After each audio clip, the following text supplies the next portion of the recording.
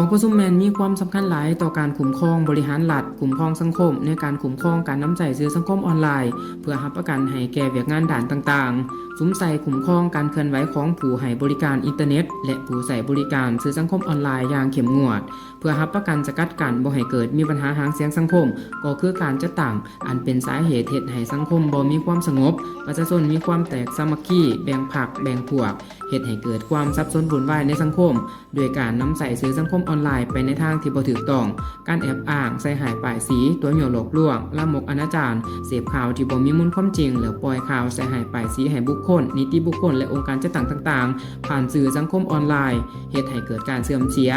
ดังนั้นจึงเป็นสิ่งที่ท้าทายที่ต้องสืบต่อแก้ไขซึ่งรัฐบาลมีทิศหันการคุ้มครองรัฐให้เข้าสู่การหันเป็นทันสมัยโดยสอดคล้องกับระเบียบหลักการและมีความปลอดภัยยิ่งขึ้นนั่นเอง